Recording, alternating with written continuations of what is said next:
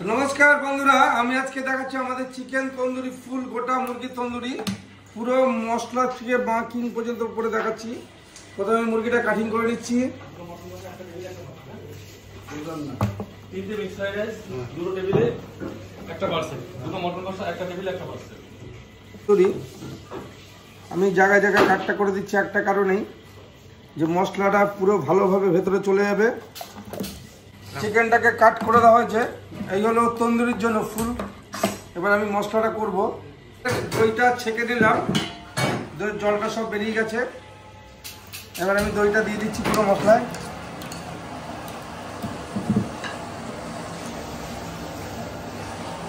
প্রথমে দিয়ে দিচ্ছি মাস্টার্ড অয়েল, সরষের তেলটা দিয়ে দিলাম।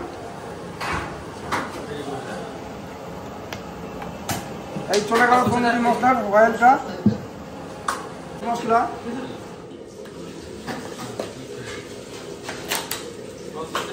চাট মশলা চলে গেল, এবার বাদ বাকি দিচ্ছি। চলে আসুন, আমাদের কাশ্মীরি লঙ্কার গুঁড়ো চলে গেল, হালকা ব্ল্যাক পেপার দেবো, ধনের গুঁড়ো, জিরের গুঁড়ো, গরম মশলা।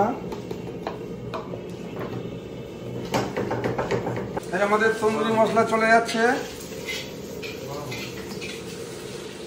আমাদের চলে যাচ্ছে লেবুর রস,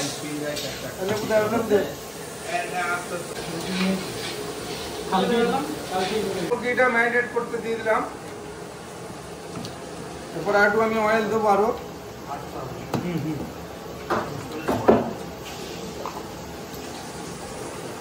গোটা গোটা মুরগির তন্দুরি দেখুন, আস্তে আস্তে এই হলো ফুল তন্দুরি। কালার দেখুন, লাল লাল ঝাল ঝাল কালার তৈরি হয়ে গেছে। এবার আমি শিখে করে আরেকটু মাস্টার্ড অয়েল দিয়ে দিচ্ছি। এবার একটু ফেস ক্রিমটাও দিয়ে দেবো, তাহলে আরো জুসি হবে। এই আমাদের ফেস ক্রিম চলে গেল। এটা জুসি করার জন্য পুরো রসে ভরা থাকবে, তন্দুরিটা পুরো রসে চুপচুপ করবে, সেই রসের জন্য আমি ফেস ক্রিম দিয়ে দিলাম। দেখুন দেখুন পিসটা দেখুন, এই হলো ফুল তন্দুরি। ফুল তন্দুরি আমি ঢুকে দিচ্ছি ভাটির মধ্যে। দেখুন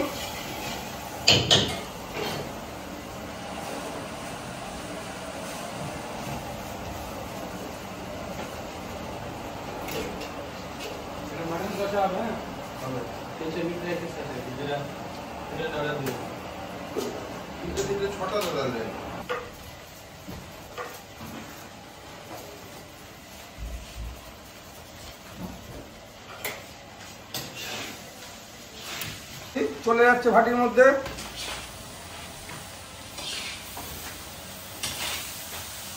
গোটা গোটা তন্দুরি দেখুন, আস্তে আস্তে। আবার একটু বলেছি আমার এটা আমাদের গোটা তন্দুরি চলে আসছে। আস্তে আস্তে তন্দুরি, ফুল তন্দুরি দেখুন চলে যাচ্ছে ভেতরে। আমি একবারে 4টে তন্দুরি ভরবো।